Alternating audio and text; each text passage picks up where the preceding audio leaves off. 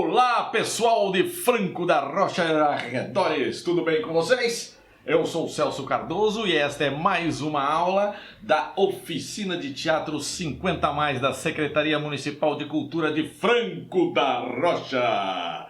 Vamos lá, agora vamos começar com uma pentalogia sobre Molière. Gostaram do meu francês? Pois é! Molière, na primeira pentalogia, vocês já entenderam, são 5 aulas. Penta é o que o Brasil é de futebol, nós seremos de Molière. Na primeira aula, vamos falar sobre a primeira companhia da qual Molière fez parte, as suas primeiras viagens pela França, a passagem dele por Lyon, até depois de todo esse giro ele voltar a Paris. Vamos lá? Eu prefiro viver 2 dias na Terra do que 1000 anos na história. Esta é uma das muitas frases contundentes que nos deixou o criativo, polêmico e genial Molière. Mas a vida e a fama resolveram contradizê-lo. Ele viveu, para os nossos padrões, pouco, 51 anos, e por conta da qualidade e importância da sua arte, ele deverá ser eternamente lembrado na história do teatro. Molière nasceu Jean-Baptiste Poquelin, Jean-Baptiste Poquelin, em 1622 em Paris. Morreu em 1673, como eu disse, 51 anos depois, também em Paris. Ainda jovem, ele assumiu esse sonoro pseudônimo de Molière. E Molière foi possivelmente inspirado no nome de uma pequena aldeia que fica no sul da França.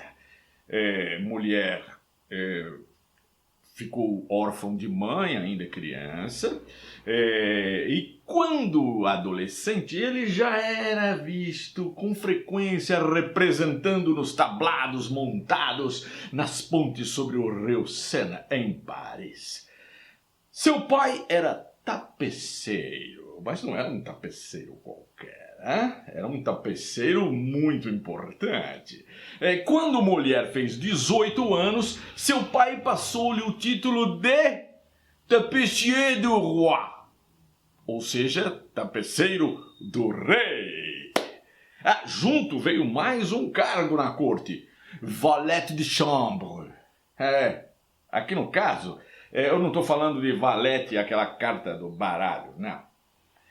Nem também daqueles valets manobristas de restaurantes e baladas que tem por aqui. Não é nem uma coisa nem outra. É valet de chambre. No caso quer dizer um empregado, um criado de quarto no Palácio Real. Foi assim que o jovem Molière teve contato com o rei. Mas ele não ficou famoso nem como tapecier du roi, nem como valete de chambre. Desde sempre, ele mostrou que o negócio dele era palco, era teatro. E foi pra lá que ele foi. Quando Molière tinha 18 anos, o rei da França era Luís XIII, o Justo. Bom, se ele era justo ou não era justo, nós não vamos discutir isso aqui, tá bom? Mas claro que estamos falando de homens brancos europeus. Pensaram que eu tinha esquecido dessa máxima? Não, ainda estamos falando deles. E o reinado dele, caro não, foi caro que sempre é, o reinado é sempre caro. Claro, foi cheio, recheado de trairagens e guerras, que é o que eles gostam. Luís XIII, depois que seu pai morreu, subiu ao trono ainda criança. Bom, não podia, né? Subiu, mas era o rei, mas não podia reinar. Sua mãe ficaria como regente dele até ele chegar à maioridade. Mas como a mãe dele era um desastre no comando do governo Luís XIII, aí já antes da tal maioridade, ele se aliou, digamos, às bancadas evangélicas e da bala da época e botou sua mãe pra correr. Vamos deixar claro, ele não matou a mãe como faria o Ricardo III. Ricardo III. Ele só despachou a incompetente senhora para bem longe. E o mulher, claro, observou, saboreou e aproveitou todas essas tretas reais. Como veremos mais à frente. Ele usou isso na carreira dele, nos textos dele. Veremos isso. Teatro, arte, não é mercadoria. Não deve ficar submetida às leis, às regras do mercado. A gente ter governantes que entendam, admirem e invistam na arte é fundamental para que ela se desenvolva e, ao mesmo tempo, cumpra com sua essencial função de desenvolver a sociedade na qual ela está inserida. Uma coisa, só para vocês entenderem, uma coisa, por exemplo, é você ter um artista da inteligência, prestígio e talento de um Gilberto Gil à frente de um Ministério da Cultura. Outra coisa muito diferente é ter um ex-ator medíocre e inexpressivo como artista e como pessoa com o título de secretário especial de cultura que ainda responde ao Ministério do Turismo. Por que eu estou dizendo isso? Porque assim como no tempo do Shakespeare, a rainha Elizabeth I foi fundamental para o desenvolvimento do que depois foi chamado inclusive de teatro elisabetano, também na França, na época do Molière, aconteceu algo parecido. Claro que nada parecido com isso vai acontecer no Brasil de 2020, né? Que tem apenas um bajulador do presidente de plantão fingindo que comanda uma Secretaria Especial da Cultura que nada faz. Aliás, para dizer bem a verdade, minha opinião, essa secretaria foi criada para isso. Para nada. E para não fazer nada mais coerente do que colocar alguém que não representa nada no seu comando. Nada com nada, igual a nada.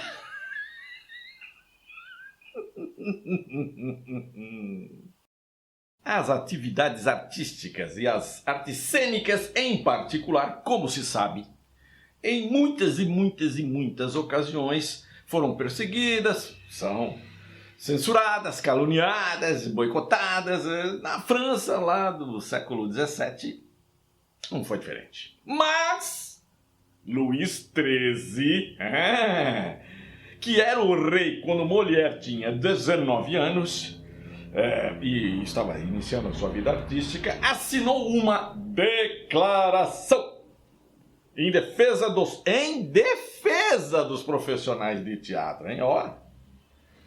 Nessa declaração, o rei Luís XIII disse o seguinte: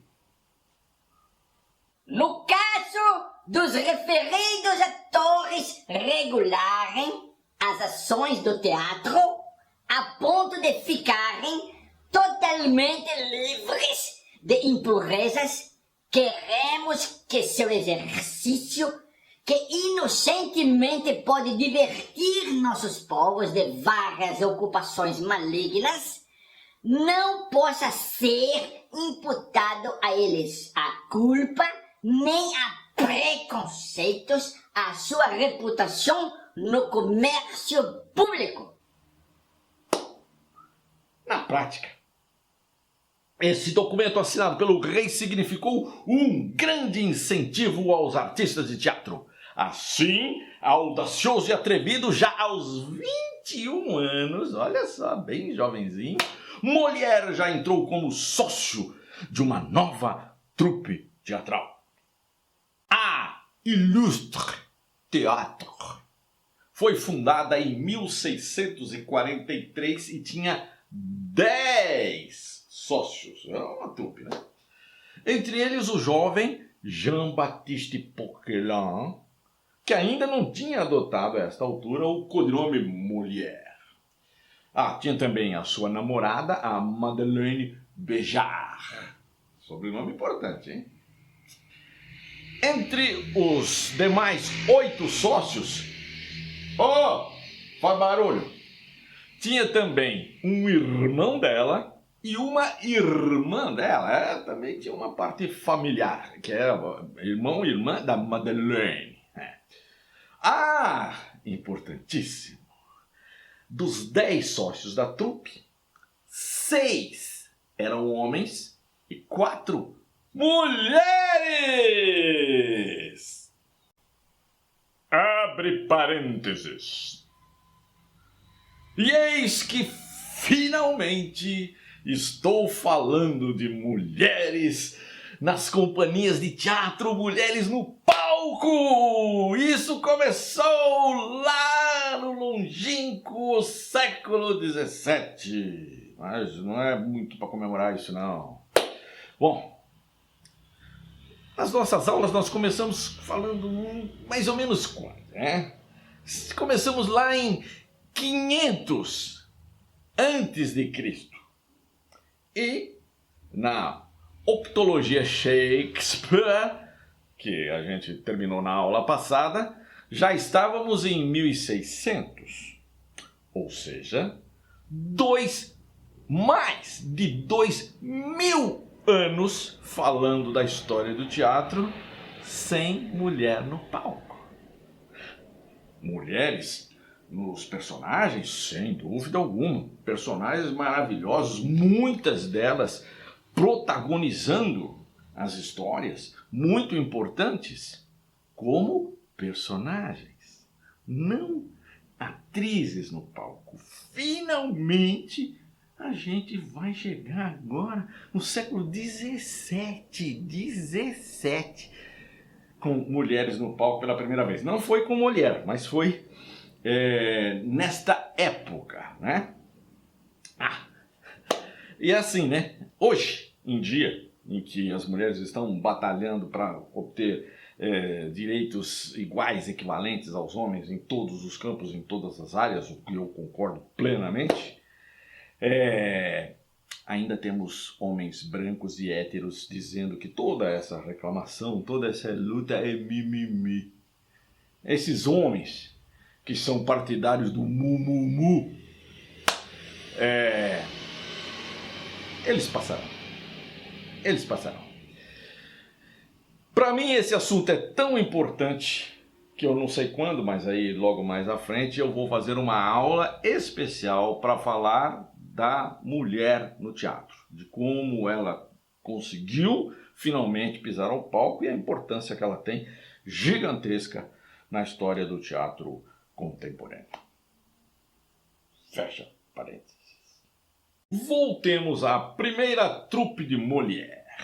A trupe Illustre Teatro foi a terceira companhia que se formou em Paris depois da incentivante declaração do rei Luís XIII a favor dos artistas de teatro. Mas a Illustre não durou muito tempo, não. A Illustre começou viajando pela França em 1643. Em 1644, ela se apresentou em Paris. E em 1645, ela faliu. Nesses 2 anos, o abusado Molière já passou a dirigir a companhia. Bom, por conta das dívidas que não foram pagas, o Molière foi parar na cadeia. Ele ficou preso lá por algumas semanas, mas como o pai dele, lembra do pai dele, era chapa do rei, o pai dele foi lá e conseguiu libertá-lo. A vida de artista é dura. Depois dessa primeira experiência, a mulher partiu para outra. Vamos. Entrou para a companhia teatral de um tal Charles Dufresne. E com ela ele viajou por mais de 10 anos pela França. Numa dessas viagens, mulher conheceu Armand de Bourbon, o príncipe de Conti, governador de Languedoc. Francês é um charme, é muito legal. Esse príncipe governador se tornou seu mecenas, quer dizer, passou a financiar o trabalho artístico do Molière, E a partir desse patrocínio, Molière fundou uma nova companhia. Isso durou lá uns 4 ou 5 anos. Quando o príncipe de Conti se uniu a um pessoal que Molière não curtia muito, o que Molière fez? Quebrou o pau com o príncipe! Bloqueou ele no Face e o patrocínio acabou. Vida que segue. Molière continuou escrevendo, atuando, dirigindo e viajando com sua trupe até se instalar em Lyon. Em Lyon, a Marquesa du Parc entrou para a companhia do Molière. Por conta da presença de Madame du Parc, juntam-se de alguma forma nessa história 3 nomes muito importantes para a arte da França, para as artes da França no século XVII.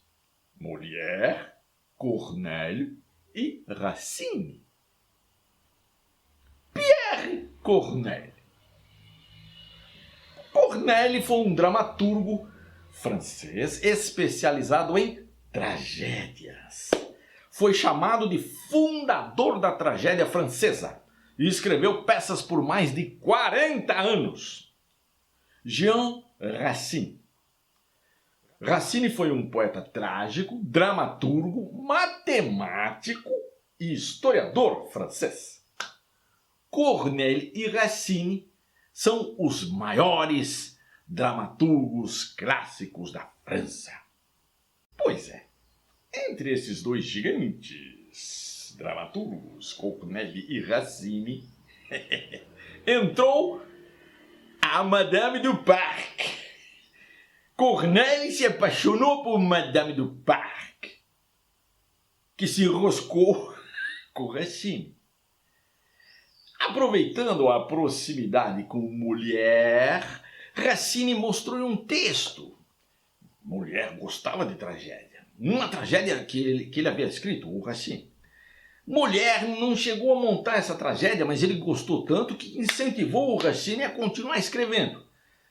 Mas, naquelas, Já que o Molière não montou, o Racine acabou mostrando o texto dele para outra companhia. Molière não gostou nada disso e eles tretaram. Mais um que Molière bloqueou no Face. Depois de desfazer a amizade nas redes sociais com o príncipe de Conti, Molière saiu em busca de um novo patrocinador. Ele escreveu projetos no PROAC, na Lei Rouanet, no Fomentot, na Petrobras, na Funarte. Mas, se para os famosos a coisa tá osso, imagina para uma mulher que ainda não era conhecida. Mas Molière era perseverante, um cara agitado, e ele agitava tudo e todos à sua volta.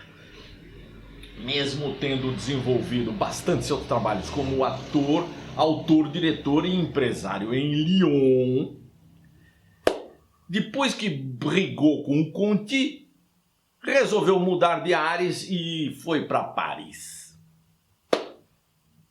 E ele conseguiu! O seu novo mecenas, o seu novo patrocinador era ninguém menos do que Philippe I, o Duque de Orleans. Philippe I, além de Duque de Orleans, era o irmão caçula do rei Luís XIV. Por ser o caçulinha da família real, era chamado de Monsieur. Daí a companhia do Molière passou a ser chamada de Troupe de Monsieur. Como mulher, a vida inteira trabalhou próximo dos reis, eu vou fazer aqui uma brevíssima atualização real. Isso é fundamental para a gente compreender o que é que se passou com ele. Bom, nesse mundaréu de nomes e datas, que não é para decorar coisa nenhuma disso aí, vocês não devem ter percebido que no começo da aula eu falei num tal rei da França, Luís XIII. E agora há pouquinho eu acabei de falar no Luís XIV. Eu não errei de número não, viu? Pois é. Bom, o Luís XIII morreu aos 41 anos. Ele deixou 2 filhos. Luís Júnior, que se tornou o rei Luís XIV, aos 5 anos. E o Filipinho, com 3 aninhos. O Luís XIV, quando ele ainda era criança, sua mãe, Ana da Áustria, na verdade, a Ana da Áustria nasceu na Espanha.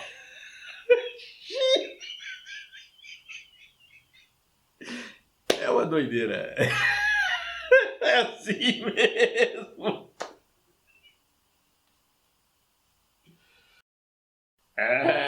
Pessoal, é isso aí. A história da França é tão maluca quanto a história da Inglaterra. A espanhola Ana da Áustria ficou como regente do reino da França por quase 10 anos. Para aumentar a confusão na cabeça de quem estuda a história dessa gente, nesse período tem outro personagem importante, o cardeal italiano Giulio Mazario.